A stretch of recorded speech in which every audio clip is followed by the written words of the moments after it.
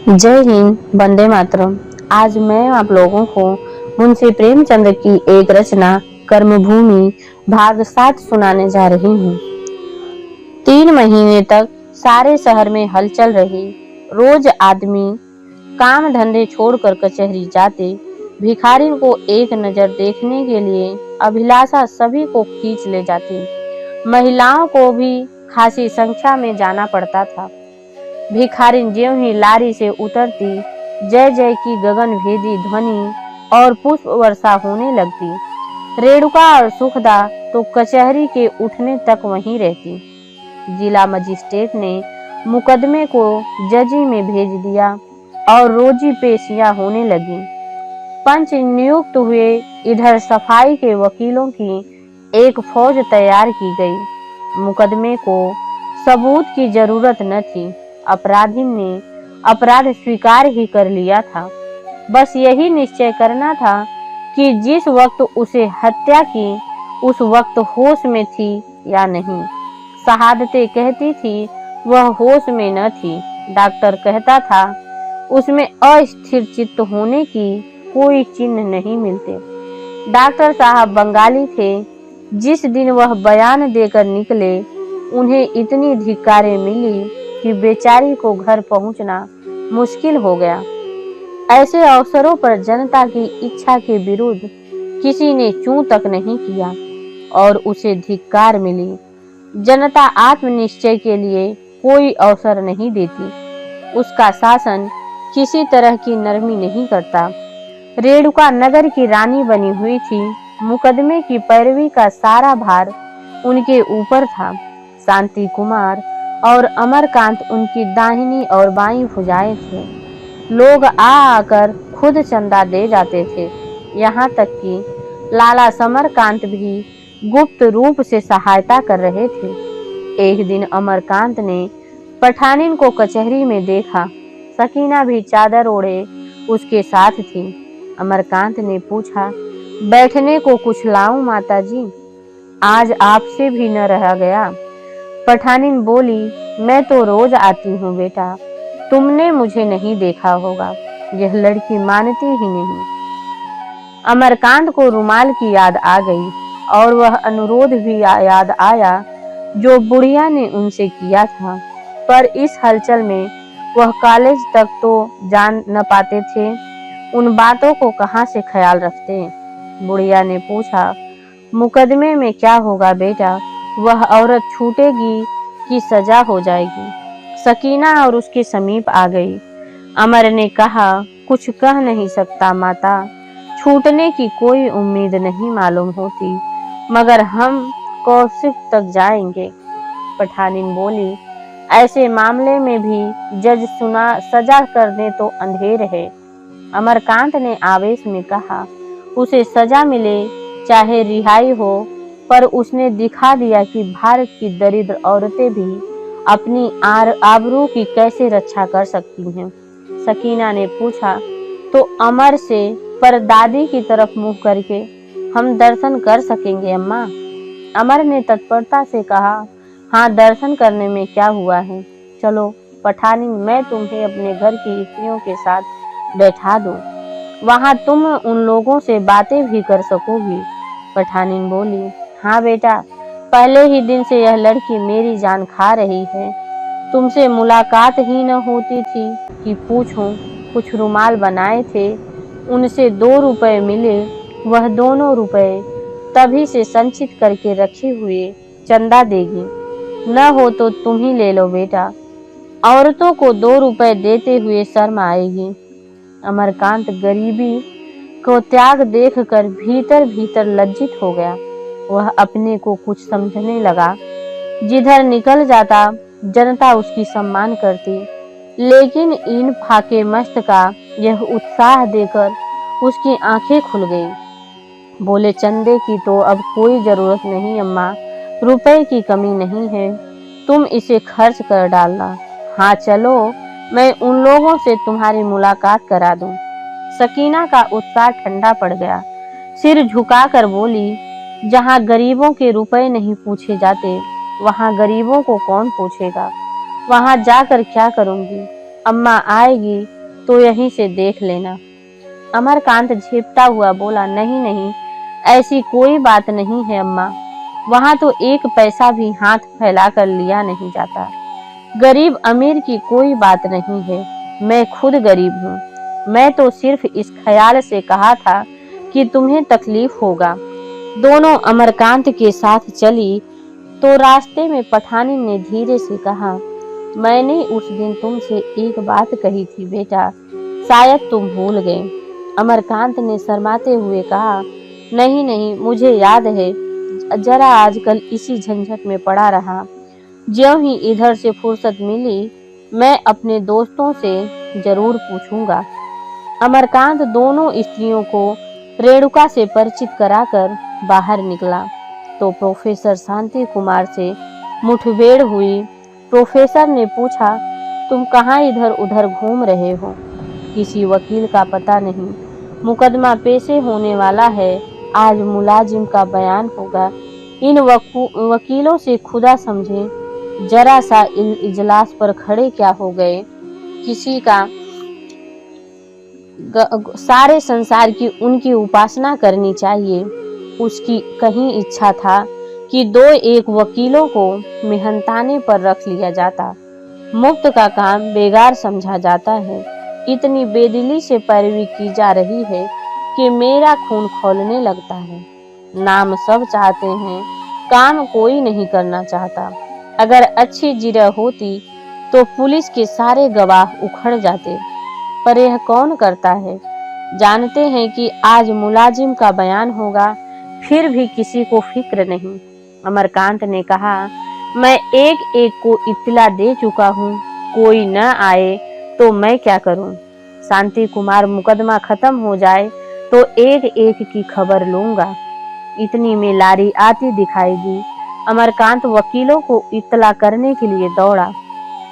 दर्शक चारों ओर से दौड़ दौड़कर अदालत के कमरे में आ पहुंचे। भिखारिन लारी से उतरी और कटघरे के सामने आकर खड़ी हो गई।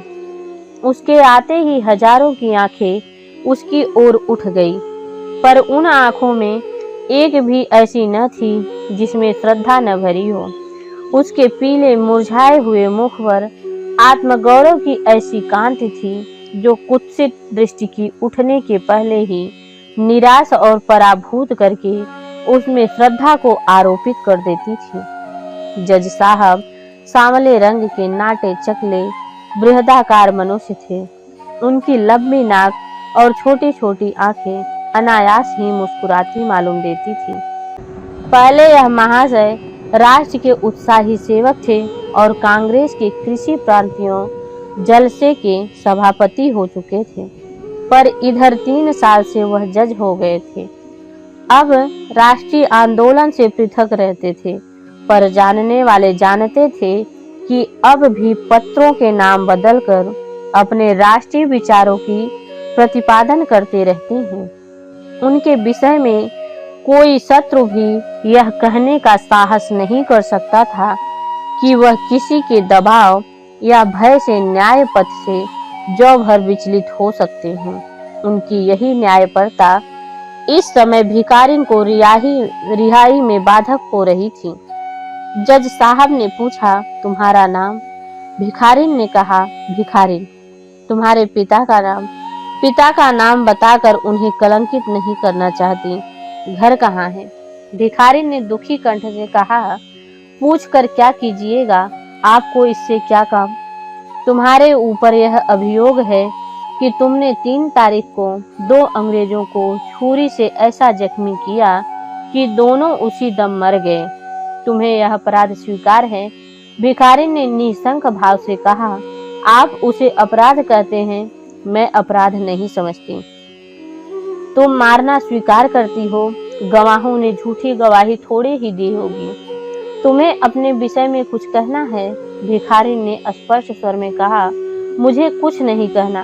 अपने प्राणों को बचाने के लिए मैं कोई सफाई नहीं देना चाहती हूँ। मैं तो यह सोचकर प्रसन्न हूँ कि जल्द जीवन का अंत हो जाएगा। मैं दीन अबला हूँ। मुझे इतना ही याद है कि कई महीने पहले मेरा सर्वस्व लूट गया था और उसके लूट जाने के बाद मेरा जीना वृथा हो गया। मैं उसी दिन मर चुकी थी। मैं अपने सामने खड़ी बोल रही हूँ, पर इस देह में आत्मा नहीं है, उसे मैं जिंदा नहीं कहती। जो किसी को अपना मुंह न दिखा सके, मेरे इतने भाई बहन व्यर्थ मेरे लिए इतने दौड़ धूप और खर्च वर्च कर रहे हैं। कलंकित होकर जीने से मर जाना कहीं अच्छा है। मैं न्याय नहीं मांगती, दया नहीं मांगती, मैं केवल प्राण दंड मांगती हूँ। हाँ, अपने भाई बहनों से इतना विनती करूंगी कि मेरे मरने के बाद मेरी काया का निरादर न करना, उसे छूने से घिन मत करना। भूल जाना कि वह किसी अभागिन पतित की लाश है। जीते जी मुझे जो चीज नहीं मिल सकती, वह मुझे मरने के पीछे दे देना। मैं साफ कहती हूँ कि मुझे अपने किए पर रंज नहीं है, पछतावा नहीं है। ईश्वर न करे कि मेरी किसी बहन की ऐसी गति हो, लेकिन हो जाए तो उसके लिए इसके सिवा कोई राह नहीं है। आप सोचते होंगे, अब यह मरने के लिए इतनी उतावली है तो अब तक जीती क्यों रही? इसका कारण मैं आपसे क्या बताऊं। जब मुझे होश आया और अपने सामने दो आदमियों को तड़पते देखा तो मैं डर गई।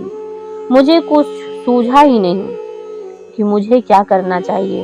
इसके बाद भाइयों बहनों की सज्जनता ने मुझे मोह के बंधन में जकड़ दिया और अब तक मैं इस धोखे में डाले हुए हूँ कि शायद मेरे मुख से कालिक छूट गया हो और अब मुझे भी और बहनों की तरह विश्वास और सम्मान मिलेगा। लेकिन मन की मिठाई से किसी के पेट नहीं भरा है। आज अगर सरकार मुझे छोड़ भी दे तो मेरे भाई बहन मेरे गले में फूलों की माला भी डाल दें, मुझ पर असरफियों की वर्षा भी की जाए, तो क्या यहाँ से मैं अपने घर जाऊंगी? मैं विवाहिता हूँ, मेरा एक छोटा सा बच्चा है। क्या मैं उस बच्चे को अपना कह सकती हूँ? क्या अपने पति को अपना कह सकती हूँ? कभी नहीं। बच्चा मुझे देखकर मेरी गोद को लिए हाथ फैलाएगा, पर मैं उसके हाथों को नीचा कर दूंगी और आंखों में आंसू भरे मुंह फेर कर चली जाऊंगी। पति मुझे क्षमा भी कर दे, मैंने उसके साथ कोई विश्वासघात नहीं किया। मेरा मन अब भी उसके चरणों से लिपट जाना चाहता है, लेकिन मैं उसके सामने तक नहीं जा सकती। वह मुझे खींच भी ले जाए तब भी मैं उसके घर में पांव नहीं रखूंगी। इस विचार से मैं अपने मन को संतोष नहीं दे सकती कि मेरे मन में पाप न था। इस तरह तो अपने मन को वह समझाए जिसे जीने की लालसा हो। मेरे हृदय से यह बात नहीं जा सकती कि तू अपवित्र है, अछूत है। कोई कुछ कहे, कोई कुछ सुने, आदमी को जीवन क्यों प्यारा होता है? इसलिए नहीं कि वह सुख भोगता है। जो सदा दुख भोगा करते हैं और रोटियों को तरसते हैं, उन्हें जीवन कुछ कम प्यारा नहीं होता। हमें जीवन इसलिए प्यारा होता है कि हमें अपनों का प्रेम और दूसरों का आदर मिलता है। जब इन दो में से एक के मिलने की भी आशा नहीं तो जीना वृथा है। आपने मुझसे अब भी प्रेम करें, लेकिन वह दया होगी, प्रेम नहीं। दूसरे अब भी मेरा आदर करें, लेकिन अब वह दया होगी, आदर नहीं। वह आदर और प्रेम अब मुझे मरकर ही मिल सकता है। जीवन में तो मेरे लिए निंदा और बहिष्कार के सिवा कुछ नहीं है। यहाँ मेरी जितनी बहनें हैं और भाई हैं, उन सब से मैं यही भिक्षा मांगती हूँ कि उस समाज के उबर के लिए भगवान से प्रार्थना करें जिसमें ऐसे नर पिशाच उत्पन्न होते हैं। भिखारिन का बयान समाप्त हो गया। अदालत के उस बड़े कमरे में सन्नाटा छाया हुआ था। केवल 2-4 महिलाओं की सिसकियों की आवाज सुनाई देती थी। महिलाओं के मुख गर्व से चमक रहे थे, पुरुषों के मुख लज्जा से मलिन थे। अमरकांत सोच रहा था, गोरों को ऐसा दुस्साहस इसलिए तो हुआ कि वह अपने को इस देश का राजा समझते हैं। शांति कुमार ने मन ही मन एक व्याख्यान की रचना कर डाली थी, जिसका विषय था स्त्रियों पर पुरुषों के अत्याचार। सुखदा सोच रही थी, यह छूट जाती तो मैं इसे अपने घर में रखती और इसकी सेवा करती। रेणुका उसके नाम एक स्त्री औषधालय बनवाने की कल्पना कर रही थी। सुखदा के समीप ही जज साहब की धर्मपत्नी बैठी हुई थी। वह बड़ी देर से इस मुकदमे के संबंध में कुछ बातचीत करने को उत्सुक हो रही थी, पर अपने समीप बैठी हुई स्त्रियों की अविश्वासपूर्ण दृष्टि देखकर, जिससे वे उन्हें देख रही थी, उन्हें मुख खोलने का साहस न होता था। अंत में उनसे न रहा गया। सुखदा से बोली, यह स्त्री बिल्कुल निरपराध है। सुखदा ने कटाक्ष किया, जब जज साहब भी ऐसा समझें तब न। मैं तो आज उनसे साफ साफ कह दूंगी, अगर तुमने इस औरत को सजा दिया तो मैं समझूंगी तुमने अपने प्रभु का मुंह देखा। जज साहब ने खड़े होकर पंचों के हाथ जोड़े शब्दों में इस मुकदमे को अपनी सम्मति देने का आदेश दिया और खुद कुछ कागजों को उलटने पलटने लगे। पंच लोग पीछे वाले कमरे में जाकर थोड़ी देर बातें करते रहे और लौटकर अपनी सम्मति दे दी। उनके विचार में अभियुक्त निरपराध थी। जज साहब जरा सा मुस्कुराए और कल फैसला सुनाने का वादा करके उठ खड़े हो गए। जय हिंद, जय भारत। अगले भाग में हम आपसे फिर मिलते हैं।